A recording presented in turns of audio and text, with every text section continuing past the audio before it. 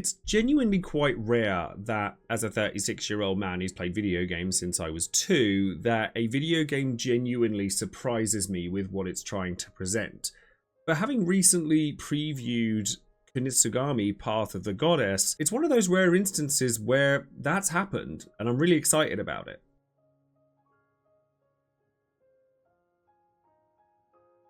Before I went out to TwitchCon, I jumped over to London and went to CapCom, who very graciously invited me to try out Kunitsu-Gami, Path of the Goddess, and I spent 2 or 3 hours with it. But I'd done my research on the trailers and such, and the visual splendor of what Path of the Goddess is trying to present, with so much love for Japanese culture, you already had me hooked from that. But then when I sat down and started playing the game and started piecing together the elements of action like Devil May Cry and then tower defense sort of rolled into it and really strong strategic elements, it's a game I'm genuinely really excited about. Reminds me heavily of Onimusha as well, which is a franchise I absolutely adore and have played all of the games, including Onimusha Tactics, to death. So Kunitsu-Gami, Path of the Goddess releases on the 19th of July this month, coming on everything, including Xbox Game Pass, which is a big win for it, except sadly for the Nintendo Switch, it's not coming out for that. And there is actually a demo available for this that's available now. So if you wanted to try this game out for yourself, absolutely encourage you to do that. And I do also want to point out that there is a collaboration here with Okami, which is another example of Capcom's reverence for Japanese culture, and is also one of my favorite games. So I'm sure just based on the kinds of games I like, you can see how much Kunitsu-Gami is going to affect me. But what is it exactly? So going off from what the website says, a new tale of the Kami awaits. Kunitsu-Gami, Path of the Goddess is a unique Japanese-inspired single-player Kagura action strategy game. The game takes place on a mountain covered by defilement. During the day, purify the village and prepare yourself for sundown. During the night, protect the maiden against the hordes of the Seethe. Repeat the day and night cycle until you cleanse the mountain of defilement and return peace to the land. So this is a strategy action game, which is a very unique moniker for it to have, and it is worth pointing out now that it doesn't contain multiplayer. Now, what this entails in actuality is when you enter a stage or a village, you go through the daytime cycle where you are freeing villagers from a kind of corruption called the Seethe, and then you assign jobs or roles to those villagers to help protect you and the maiden Yoshiro from being attacked by demons who come through the Torii Gate at the end of the path that she's meant to go on. You also create that path by carving literally into the floor the Path of the Goddess, and she dances as she sort of travels along it. Beautiful animations as she's doing so. Lots of dancing in this game, by the way. Love it. And then you're preparing yourself by setting these villagers up to assist you while the nighttime approaches, and then the demons come out from the Torii Gate to try and attack Yoshiro.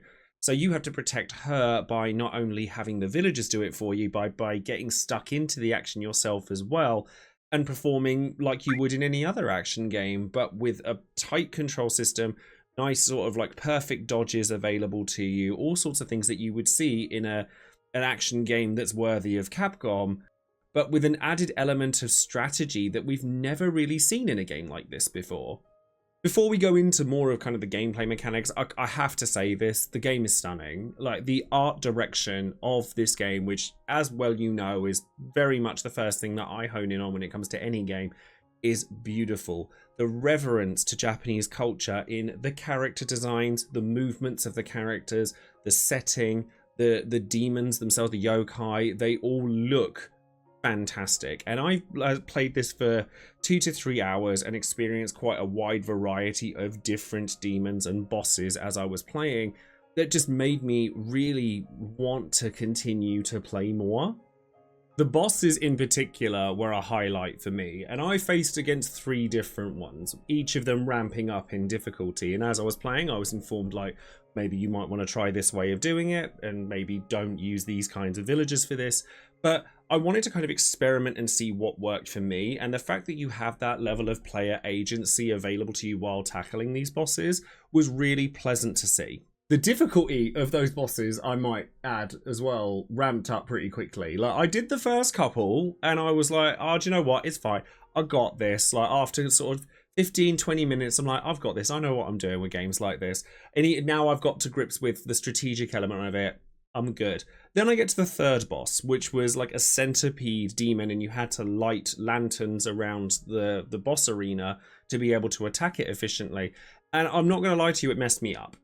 So I'm like, oh, now I've been humbled and now I need to figure out what I've got to do differently. Of course, the strategy element is a big part of it, assigning the correct roles to your villagers to be able to assist you while you're doing this. So the second boss, for example, is high in the air, it flies. And while the main character can jump and attack, your villagers, if they're woodcutters, your basic infantry, can't. So you need to change them into archers so that they can weaken the boss so that you're then able to knock it down and get your licks in. The stages themselves also transform quite dramatically as you play through the game as well, and positioning your villagers correctly becomes more important. So the level before the centipede boss, you have an area that's completely dark. So you have to make sure that your villagers can go where you can't see. And then after that third boss, you then have another stage where can't actually attack, and you have to rely on the villagers. So there's all of these little intricacies that make each of the villages you visit unique. And between that and the different subas, so the hilt of the blade or the katana that So wields, and different upgrades you can make to the masks for the villagers, so the jobs that you give them, gives you a lot of customizability in how you want to progress through the game. And I walked away from this rushing to get a train to go to Rotterdam, but really excited to play more. As I was playing through the game, the only two games that kind of came to mind that gave me even an inkling of what Kunitsu-Gami reminded me of were Pikmin, which is an extremely celebrated RTS style game, and Sanctum. I don't know if anyone's played Sanctum, but it was a tower defense game released years ago where it was hybridized with a first-person shooter, and you had to get stuck into the action to actually ward the enemy away so that the next wave you can then go back and build your towers for. This has got a similar vibe to those in that you control the villagers separately from yourself, but you can't leave everything to them. And I just thought this hybrid of action and strategy made total sense. When you read the description of what Kunitsu-Gami is, you're like, well, what does that really mean? But when you play it, it just makes sense. So himself actually felt really nice to control as well. He doesn't have a huge variety of moves, at the beginning of the game at least. Bear in mind that I've only played the very start of it. But getting extra sort of abilities, I used one a lot that was a sort of round platform that you could then use to make your attack speed of your villagers increased and the damage they deal. So I was playing more of a supporting role. But there are other equips that you can have to make it so that you do special attacks with so that you can expand the roster of moves that he has available, and you can equip more than one as the game progresses, because you can see that there is the ability to do so. And it just felt good. Like, perfect dodging felt really nice. Blocking was very important. You can either use healing items that are limited, attack deer if you see them, just saying, to either heal yourself or to heal a villager, but not both. So you have to decide who's more important in that moment, you or the villagers assisting you. And that kind of dichotomy just felt really satisfying to play. In closing, I think I would like to see more games like Kunitsu-Gami Path of the Goddess. Just in general, it felt like a game that I would have played 10, 15, 20 years ago for the modern era. It is a game first with a considerably beautiful art direction, and as I say, everything about it just oozes Japanese culture, which I love, and I want to just see more and more of it as I progress through this game. And it's the kind of game that piques your curiosity, most importantly. So I think that if you're interested in Kunitsu-Gami, absolutely go and download the demo. I had an absolute blast with what I played of it, and I'm genuinely really interested in the full release when it comes around on the 19th. And I think if you just allow your curiosity to get the better of you with this game, you'll be excited for it too. Quick thank you, of course, to Capcom as well for letting me come along and try the game out. It's always really, really lovely when any game developer, certainly ones I've been fans of for many, many years, considers me for anything like this. And to showcase a game like this, I think is genuinely really special, because I am speaking from the heart when I say this is a game that you want on your radar.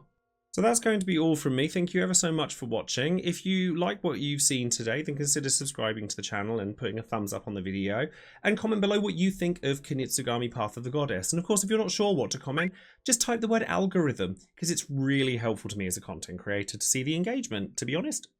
And if you'd like to support the channel further, I do actually have an art print store where these are all hand-drawn drawings that I do with pencil, and I make prints out of them of all sorts of different games. So I've got like Final Fantasy, Castlevania, I'm working on Street Fighter at the moment, and I could very, very easily get obsessed enough with Kunitsu-Gami that I'd want to do drawings from that too, so watch this space for that as well. And there's a link to the Etsy store in the description box below, or if you'd like to support the channel directly, you can sign up on Patreon like the lovely people you see on the screen here, where you can get more insights into what I do as an artist, what I do as a content creator, and we just have nice chats and all sorts of other benefits as well. But that's going to be all from me today, so thank you very much, and thank you once again to Capcom, and I will see you in the next video. Take care everyone, bye bye.